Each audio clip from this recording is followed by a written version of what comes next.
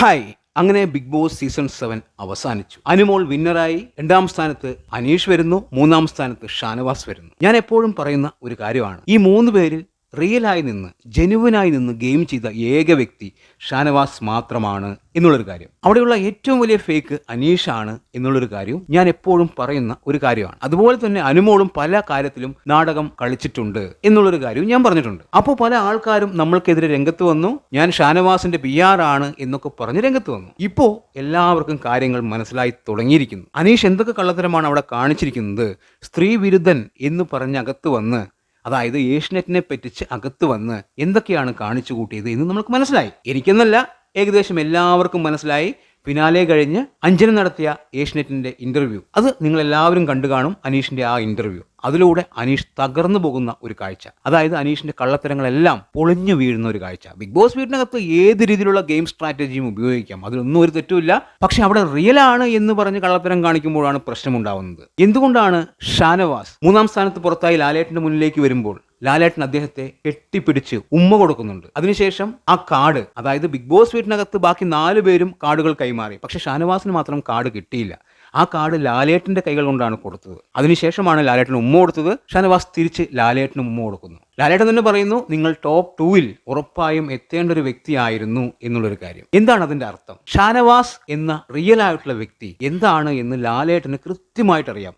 അവിടെ ജെനുവിനായിട്ട് ഗെയിം ചെയ്ത ഏക വ്യക്തി ഷാനവാസ് ആണ് എന്ന് ലാലേട്ടന് കൃത്യമായിട്ട് മനസ്സിലായി. അതുകൊണ്ട് തന്നെയാണ് ലാലേട്ടൻ അങ്ങനെ എല്ലാം പറഞ്ഞത്, ഷാനവാസിനെ സ്നേഹം കൊണ്ട് പൊതിഞ്ഞത്. ഷാനവാസിന് അവിടെ വിജയിക്കാൻ പറ്റാത്തത് കൊണ്ട് ഒരു വിഷമവുമില്ല. അദ്ദേഹം റിയലായിട്ട് നിന്ന് കളിച്ചു, അദ്ദേഹത്തിന് പറ്റിയില്ല എന്നുള്ളത് മാത്രമാണ് അദ്ദേഹം ചിന്തിച്ചിരിക്കുന്നത്. ഇവിടെ അനീഷ്, അനുമോൾ, അവർ രണ്ടുപേരും കൂട്ടത്തിൽ അനീഷാണ് പക്കാ ഫേക്ക്. അനുമോളും കള്ളത്തരം കാണിച്ചിട്ടുണ്ട്. അനുമോളുടെ പല കാര്യങ്ങളും പുറത്തു വന്നിട്ടുണ്ട്. അനുമോൾ പറഞ്ഞ പല കാര്യങ്ങളും, അതായത് 16 ലക്ഷത്തിന്റെ PR കഥ, അനുമോൾ അവിടെ പറഞ്ഞത് ബിന്നിയോട് അങ്ങനെ ഒരു കാര്യം പറഞ്ഞിട്ടേ ഇല്ല എന്നുള്ളതാണ്. പിന്നീട് ആ ഇന്റർവ്യൂവിൽ, അതായത് ഫിനാലെ കഴിഞ്ഞതിന് ശേഷമുള്ള ഇന്റർവ്യൂവിൽ, അങ്ങനെ 16 ലക്ഷം പറയാൻ വഴിയില്ല, 15 ലക്ഷം ആയിരിക്കും, അവൾ കേട്ടതിന്റെ മിസ്റ്റേക്ക് ആയിരിക്കും എന്നുള്ള രീതിയിൽ സംസാരിക്കുന്നു. അതായത് അങ്ങനെ ഒരു സംഭവം പറഞ്ഞിട്ടുണ്ട് എന്നുള്ളത് തന്നെയാണ് അതിന്റെ തെളിവ്. അതുപോലെ തന്നെ ബിഗ് ബോസ് വീട്ടിനകത്ത് വെച്ച് അനുമോൾ പറഞ്ഞൊരു കാര്യമുണ്ട്, എനിക്ക് കുക്കിംഗ് അറിയില്ല, ഞാൻ ഇതുവരെ ചെയ്തിട്ടില്ല, ഇവിടെ വന്നതിന് ശേഷമാണ് കുക്കിംഗ് എന്താണ് എന്ന് പോലും ഞാൻ അറിയുന്നത് എന്ന് പറഞ്ഞ് അനുമോൾ അവിടെ നന്നായി കുക്ക് ചെയ്യുന്നുണ്ടായിരുന്നു. അതായത് കുക്കിംഗ് അറിയില്ല എന്നുള്ളതാണ് അനുമോൾ പറഞ്ഞിരുന്നത്. പക്ഷേ MG ശ്രീകുമാറിന്റെ മുൻപുള്ള ഒരു പരിപാടിയിൽ അനുമോൾ പറയുന്നുണ്ട്, എനിക്ക് കുക്കിംഗ് അറിയാം, വീട്ടിൽ നമ്മൾ കഴിക്കുന്ന എല്ലാ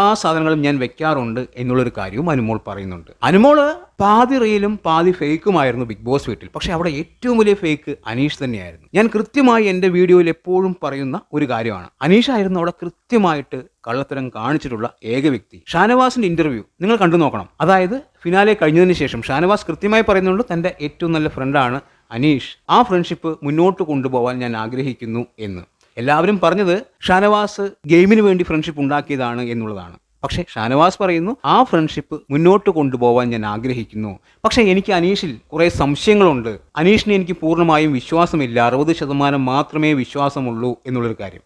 ഷാനവാസ് ബിഗ് ബോസ് വീട്ടിനകത്ത് എപ്പോഴും പറയുന്നൊരു കാര്യമാണ്, അനീഷ് പ്രേക്ഷകരെ തെറ്റിദ്ധരിപ്പിക്കുന്നു, അനീഷ് കള്ളത്തരമാണ് അവിടെ കാണിക്കുന്നത്.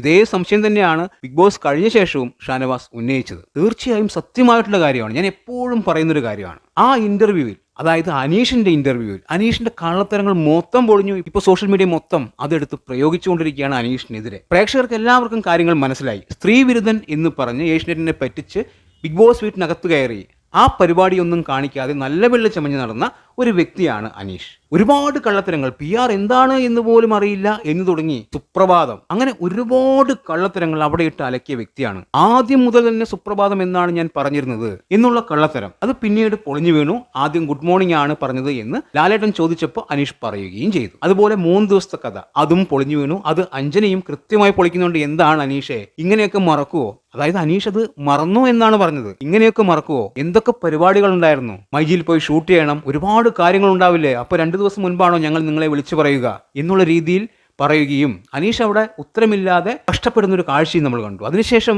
പ്രഗ്നൻസി ലീവുമായി ബന്ധപ്പെട്ട് ഒരുപാട് കാര്യങ്ങൾ അവിടെ സംസാരിക്കുന്നുണ്ട്. അനീഷ് ഇത്രയ്ക്ക് മണ്ടനാണോ പൊട്ടനാണോ? ഒരു വിവരവുമില്ലാത്ത മനുഷ്യനെ പോലെയാണ് അവിടെ സംസാരിച്ചത്. ഒരു കുട്ടിയിൽ അച്ഛനും അമ്മയ്ക്കും തുല്യ അവകാശമാണ്, അതെല്ലാം ശരി തന്നെ. പക്ഷെ ഒരു കുട്ടി ഭൂമിയിൽ പിറന്നു വീഴുമ്പോൾ അവിടെ ഏറ്റവും കൂടുതൽ കഷ്ടത അനുഭവിക്കുന്നത് അമ്മ തന്നെയാണ്, അച്ഛനല്ല. അച്ഛന് ചെറിയൊരു ബുദ്ധിമുട്ട് മാത്രമേ ഉള്ളൂ, അത് ബുദ്ധിമുട്ടായിട്ട് എനിക്ക് തോന്നുന്നില്ല. പക്ഷെ അമ്മയ്ക്ക് അങ്ങനെയല്ല, അമ്മയ്ക്ക് വലിയ രീതിയിലുള്ള ബുദ്ധിമുട്ടുകൾ ഉണ്ടാവാറുണ്ട് പ്രസവത്തിന് മുൻപും ശേഷവും. അവിടെ ഈ ലീവിനെ കുറിച്ച് പറഞ്ഞ് അനീഷ് ഒരു വിഡ്ഢിയായി മാറി എന്നുള്ളത് തന്നെയാണ്. ഈ വിഷയവുമായി ബന്ധപ്പെട്ട് അനീഷിനെ ഇപ്പോൾ വലിച്ചു കീറുന്നുണ്ട് എല്ലാവരും. അനീഷ് സ്ത്രീ വിരുദ്ധനാണ് എന്ന് പറഞ്ഞ് ബിഗ് ബോസ് വീട്ടിനകത്ത് കയറി. ആ വിരുദ്ധതയൊന്നും കാണിച്ചില്ല. അനീഷ് അവിടെ നല്ല പിള്ള ചമഞ്ഞ് നടന്നു. പല ആൾക്കാരും പറയുന്നൊരു കാര്യമാണ്, അനീഷ് സ്ത്രീ വിരുദ്ധനാണ് എന്ന് പറയുമ്പോൾ അത് ലാലേട്ടനല്ലേ പറഞ്ഞത്, അനീഷ് അങ്ങനെ പറഞ്ഞിട്ടേ ഇല്ല എന്നുള്ളതാണ്. ആ ഇന്റർവ്യൂ കണ്ടു കഴിഞ്ഞാൽ നിങ്ങൾക്ക് കൃത്യമായി മനസ്സിലാകും അനീഷ് എങ്ങനെയാണ് ബിഗ് ബോസ് വീട്ടിനകത്തേക്ക് കയറി എന്നുള്ളത്. അനീഷ് അവിടെ ചെയ്തു കൂട്ടിയ ഓരോ കാര്യങ്ങളും കള്ളത്തരം തന്നെയാണ്. തീർച്ചയായും അങ്ങനെ ചെയ്യാൻ പാടില്ല എന്നൊന്നുമില്ല. ഇത് ഗെയിമാണ്, ഗെയിമിൽ എന്ത് വേണമെങ്കിലും ചെയ്യാം. പക്ഷെ അത് റിയൽ ആണ് എന്ന് വിചാരിച്ച് അദ്ദേഹത്തിന് വോട്ട് ചെയ്ത് അദ്ദേഹമാണ് ഏറ്റവും നല്ലവൻ എന്ന് ചിന്തിച്ച പ്രേക്ഷകരായ നിങ്ങൾ വിഡ്ഢികളായി എന്നുള്ളതാണ്. ഇപ്പോഴും പല ആൾക്കാരും പറയുന്നൊരു കാര്യമാണ്, അനുമോള് ബിഗ് ബോസിന്റെ വിന്നർ ആയിരിക്കാം, പക്ഷെ ജനഹൃദയങ്ങളിൽ അവിടെ അനീഷാണുള്ളത്, അനീഷാണ് ജനഹൃദയങ്ങളിലെ വിന്നർ എന്നുള്ളതാണ്. ജനഹൃദയങ്ങളിലെ വിന്നർ അനീഷ് ആണെങ്കിൽ ബിഗ് ബോസിന്റെ ടൈറ്റിൽ വിന്നറും അനീഷ് തന്നെയാകും. അതിലൊരു സംശയമില്ല. അനീഷിനെക്കാളും ജനഹൃദയങ്ങളിൽ അനുമോൾക്ക് സ്ഥാനമുള്ളത് കൊണ്ടാണ് അനുമോൾ അവിടെ വിജയിച്ചത്. പിന്നെ ജെന്യുനിറ്റി, അത് പ്രേക്ഷകർക്ക് ആദ്യം ഒന്നും മനസ്സിലാവില്ല, കുറച്ച് കഴിയുമ്പോഴേ എല്ലാം മനസ്സിലാവുള്ളൂ. ഇപ്പോൾ അതാണ് സംഭവിച്ചുകൊണ്ടിരിക്കുന്നത്. അതായത് റിയലായി നിന്ന വ്യക്തികളെ ആദ്യം തിരിച്ചറിയില്ല, പതിയെ പതിയെ മാത്രമേ തിരിച്ചറിയുള്ളൂ. ഷാനവാസ് എന്താണ് എന്ന് കൃത്യമായി ഇപ്പോൾ പ്രേക്ഷകർ തിരിച്ചറിഞ്ഞ് തുടങ്ങിയിരിക്കുന്നു.